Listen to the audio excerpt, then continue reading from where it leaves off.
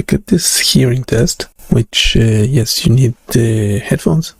You need to adjust your volume on the machine. Well, ideally it needs to be calibrated, so we don't have proper calibration, so that should be in the disclaimer. 50 Hz you can't hear at all.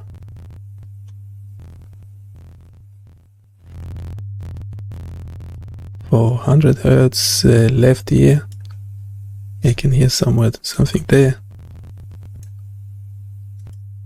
Something on the right ear as well. 200 Hz.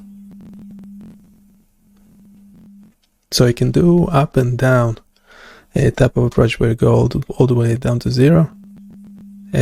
So bottom up or top bottom. So top bottom will be when you obviously can hear it, and then reduce it. You might get different results. I think I can still hear something there. And if I do bottom up,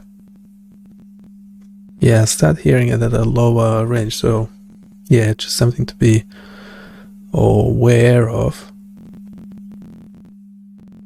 But yeah, you can just go up and down, see where you can just hear the tone. 400 Hz. Yeah, I can still hear it there.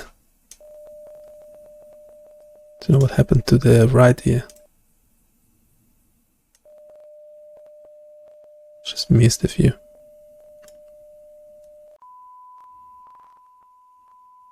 Yeah, you get the idea. Yeah, let me know if you used it or any suggestions for how to improve it. I don't know if anything out of it comes through the stream, the audio recording. Not sure. I don't think so. But I can hear the tones, and this is where the threshold is.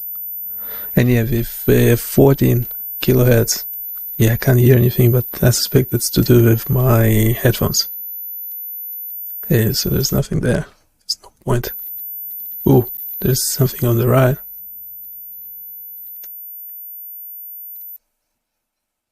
Okay, so it says test is complete. You can download the audiogram. And there you go, keep it.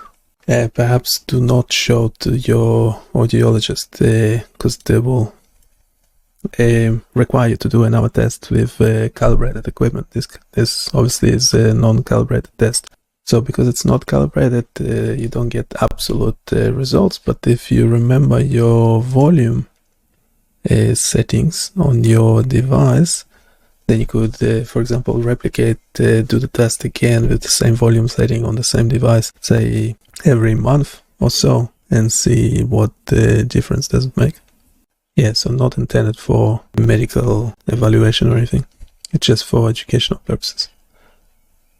What else we've got? We got the pulse visualization, heart rate visualization. So this is not the ECG, this is PPG. It's a photoplethysmogram. This is a simulation of it. So you can change the number of peaks and valleys. Will indicate your heart rate. It's pulses per beats per minute. You can set that to whatever you like. This is obviously just a simulation. You can increase or reduce the noise level. Oxygen saturation will be indicated by the amplitude of those of this waveform. So 100 will make it larger. Yeah, oxygen saturation in your blood should not go anywhere below 85 or so. Even below 90, you're probably in a lot of trouble. But again, this is just a simulation.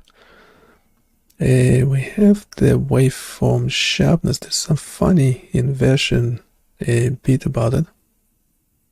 Yeah, it's just meant to do the sharpness without inverting that tip. I don't know what's happening there. Noise level we already covered.